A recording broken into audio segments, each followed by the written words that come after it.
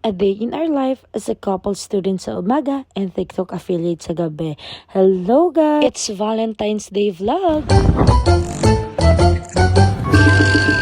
Morning na nga pala ang schedule ko sa school kaya naman dali-dali akong dumaan dito sa Daily Choco para bilhan ng chocolates yung mga kaibigan ko kasi alam ko namang walang magbibigay sa kanila. Charis! Binilang ko na din sina tita at saka sina lola. And then napadaan kami dito sa park and sobrang daming nagtitinda. Nakakatuwa naman talaga at ramdam na ramdam mo yung Valentine's. Dumaan lang kami dito kana Jerome para idaan yung helmet and napaka-cute naman itong batang to. And hinatid na nga pala niya ako kasi late na ako. 9:30 ang pasok ko niyan. Hindi ko kasabay si ate kasi absent siya today. Rehas kami ni Jerome na may pasok niyan. 9:30 to 2 p.m. ang klase ko. As usual, nasa third floor ang classroom namin kaya dali-dali na ako umakyat. Ganito pala ang mga mukha ng mga single na walang magbibigay. Charis, binigyan ko na nga pala itong dalawa ng chocolate. Kasi sina Jeff naman, mga lalaki naman din. Yung wala kang natanggap, hanggang tingin na lang.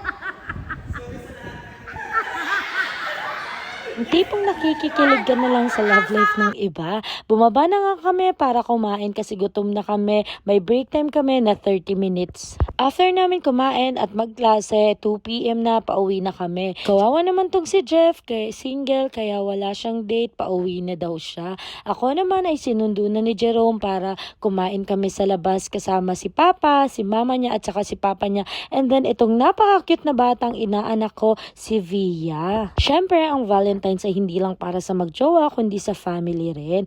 Itong batang to ay nakagayak na agad nung sinabi kong may pupuntahan kami. Diloko ko na hindi siya kasama. Tingnan nyo naman ang itsura. Nakonsensya agad ako kaya tumingin ako sa kanya. Napangiti naman siya nung nalamang hindi siya iniwan. Sa Zion Wings nga pala kami kakain kasi isa ito sa mga favorite namin restaurant dito sa Pinamalayan na maire-recommend namin.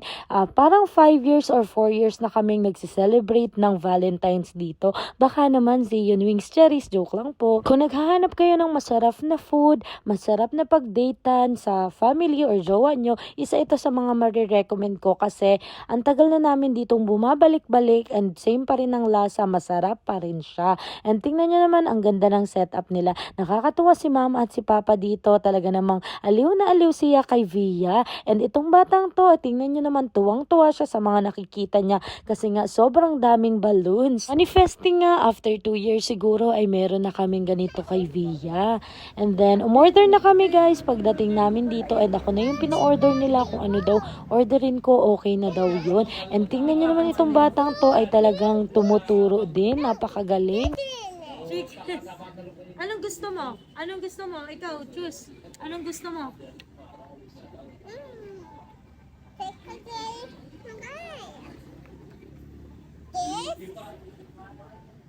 What do you want? What do you want?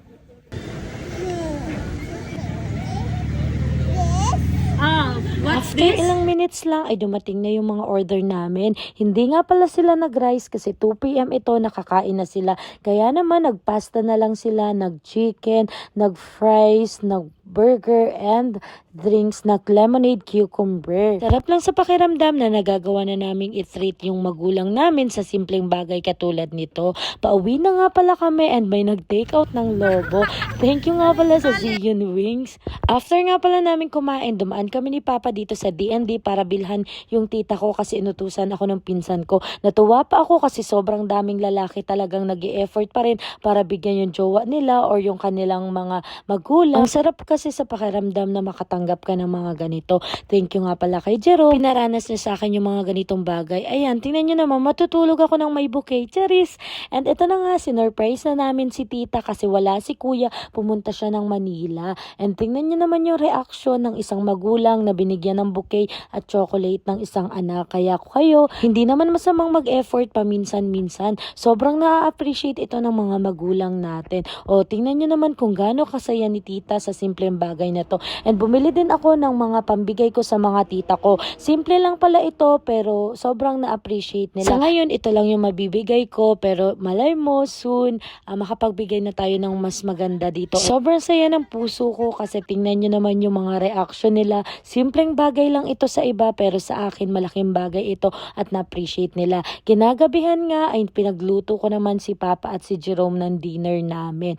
O diba, kala mo marunong talaga. Natuto na kasi ako guys, simula nung nag-asawa ako, unti-unti na ako natututong magluto. And sabi ko umupo lang siya pero hindi talaga mapakali. Talagang pumupunta dun sa niluto ko. Ito lang naman yung niluto ko and sabay-sabay na rin kaming kumain ng dinner. Sana next year sabay-sabay na kami mag-celebrate ng mga ganitong occasion ni na mama, ni na kuya, ni na papa. And after namin kumain at maghugas ni Jerome, pinagtatanggal ko na tong mga bouquet of chocolates na binigay niya. Sobrang thankful ako sa asawa ko kasi pinaparamdam niya sa akin mga ganitong bagay. May dumating sa akin na sample na sexy top and tingnan nyo naman yung reaction ni Jerome nung nakitang sinukat ko siya. Kaya naman kahit hindi ako maganda, hindi ako sexy, pero pag nakita ko yung reaction niya ay tuwang-tuwa ako. Ito nga pala yung isa sa mga banding namin ni Jerome. Hindi naman sobrang inom, sakto lang to and then nag-video okay lang kami. Thank you Lord kasi binigyan nyo ko ng napakabuti, napakamapagmahal na asawa.